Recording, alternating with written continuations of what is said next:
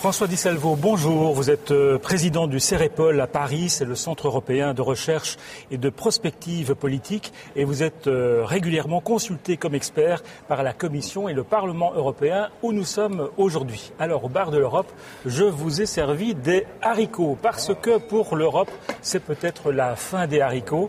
Quand on lit votre livre que vous venez de publier, La Grèce à l'heure du décrochage européen, on se dit que la Grèce a peut-être évité la faillite, mais l'Europe, elle, est au bord de la faillite politique. Je vais essayer de nuancer vos propos, certes. L'Europe est dans une mauvaise passe. Maintenant, faut-il être forcément pessimiste? Je ne le pense pas. Alors, il est vrai que, à ma décharge, je suis un fervent européiste et qu'à partir de là, en effet, j'ai cette envie que l'Europe réussisse là où aujourd'hui, toutes les instances européennes ont quasiment failli. Elles ont failli une promesse à celle de nous donner une Europe qui soit meilleure, qui soit plus ouverte et qui permette de donner de l'emploi à tous. Oui. Et donc aujourd'hui, en effet, ce livre tombe à point nommé puisque, en effet, la Grèce a eu ses soucis et on se rend compte qu'aujourd'hui, cette solution, ou du moins cette situation qui est décrite, elle va se répercuter, ou elle est en train de se répercuter sur Chypre. C'est un peu le remake du feuilleton grec.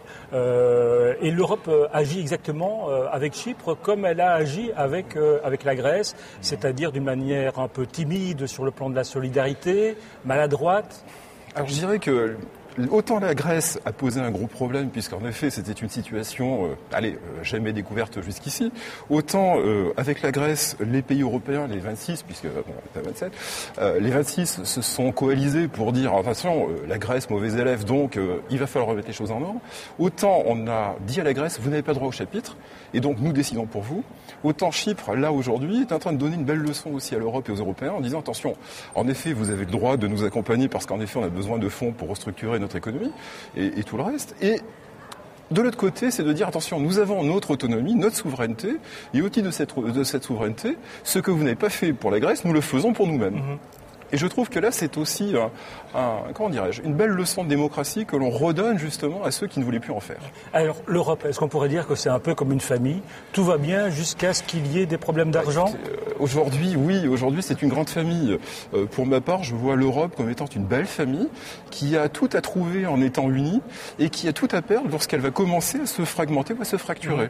Et aujourd'hui, ce qu'il faut dire aux Européens, à ceux même qui sont eurosceptiques, pensez à ce que l'Europe sera demain et ne regardez pas forcément ce que l'Europe est aujourd'hui. Demain, il faut que l'Europe, elle ouvre ses portes, il faut qu'elle ouvre aussi des espoirs nouveaux. Et ne les décevons pas parce que ce seront les générations futures qui paieront justement les erreurs que nous avons commises aujourd'hui. Alors je vous arrête parce que vous le voyez, des petits parasites qui apparaissent ici. Et derrière ces parasites, quelqu'un qui veut vous poser une question. On regarde. Bonjour Monsieur Di Salvo. Je m'appelle Thibaut Kuckelbergs et je suis rédacteur pour le site espacecitoyen.be. Alors depuis quelques années, nous allons de crise financière en crise économique et paradoxalement, le sauvetage de l'Europe continue de plonger la population dans une misère sociale subissant la hausse du chômage, la baisse des salaires et j'en passe. Les jeunes générations ne trouvent plus en l'Europe un projet à construire, mais bien un système contre lequel il faut se révolter. Et puis l'austérité imposée un peu partout, finalement ne fait que favoriser les votes extrémistes, nationalistes, populistes. Alors ma question est la suivante. L'austérité n'est-elle pas, finalement, en train de ruiner le projet d'une Europe forte, solidaire, citoyenne, auquel certaines personnes ont rêvé il n'y a pas très longtemps? Réponse? Je vais dire que l'austérité aujourd'hui, ce n'est que le résultat de ce que nous avons commis comme erreur auparavant. Ces erreurs, elles ont été faites, on va dire, principalement sur un changement d'orientation et d'optique de ce qu'aurait dû être l'Europe et de ce qu'elle est aujourd'hui. Précédemment, j'allais dire 50 ans en arrière, l'Europe, c'était l'Europe des citoyens. Ça a toujours été ça.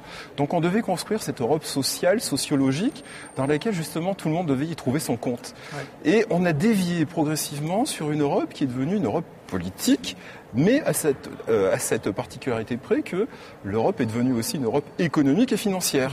Et que tout découle de cette Europe politique et financière. À mon sens, la finance, la politique et le sociologique sont trois domaines dans lesquels il faut agir, de manière équivalente. Et pourtant, aujourd'hui, c'est exactement le contraire qui se passe. Donc l'austérité, à mon sens, elle n'est que le résultat de nos erreurs précédentes.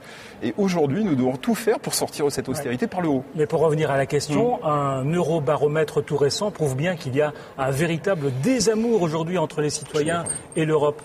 constat que vous faites également. Tout à fait. Il y a un vrai désamour, une grosse désaffection entre les citoyens et l'Europe parce que tout simplement aujourd'hui, nous avons 3 bastions. Nous avons la Commission, le Parlement et puis nous avons le Conseil. Je mets au défi quiconque aujourd'hui parmi les citoyens qui nous regardent, en fait qui regardent votre émission, de nous expliquer exactement quels sont les mécanismes qui viennent justement permettre à la Commission d'interagir avec le Comité économique et social ou inversement.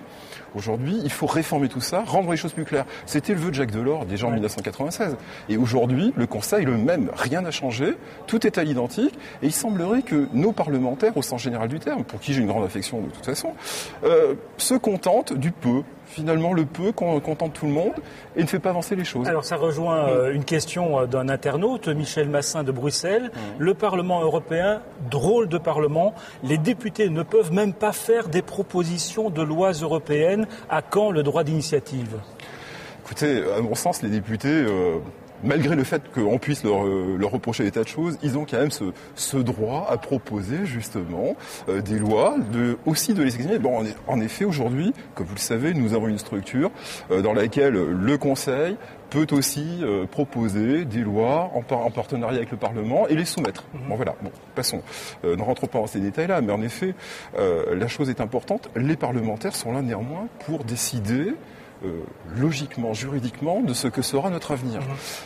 Dire que les parlementaires... Mais vous diriez quand même qu'il faut renforcer le pouvoir du Parlement européen qui représente les citoyens. À mon sens, il faut le renforcer sur plusieurs points.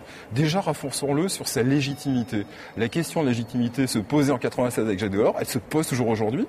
Et la légitimité, c'est il faut permettre aux citoyens européens de réellement décider de qui va aller en Europe, pas du moins au niveau des instances européennes, et non seulement de décider qui, mais surtout sur quel contrat d'objectif. Aujourd'hui, nous n'avons aucun contrat d'objectif sérieux, mis à part, on va dire, une espèce de souveraineté entre États qui permet de décider quel parti, quel député ira ou n'ira pas. Et puis après, ça se fait comme une espèce de petite sauce montée d'entre amis, et tous décident dans les arcanes, enfin bon, etc. Ça n'est plus une solution. Si on veut que les citoyens européens se réconcilient avec l'Europe et leurs institutions, et croient à nouveau dans ce projet politique qui, à mon sens, a un grand avenir, eh bien, il va falloir aussi remettre une bonne dose de démocratie là où elle a disparu. Mais je pense aussi que c'est une erreur du citoyen lui-même. Parce qu'à force de lui dire « ne vous inquiétez pas, tout va bien », il a fini par justement se délester un petit peu de ses responsabilités sur le politique, et à qui ça a bien fait plaisir. François Di Salvo, merci d'être venu au Bar de l'Europe, et on peut s'attaquer à ces haricots. Merci, pourquoi pas.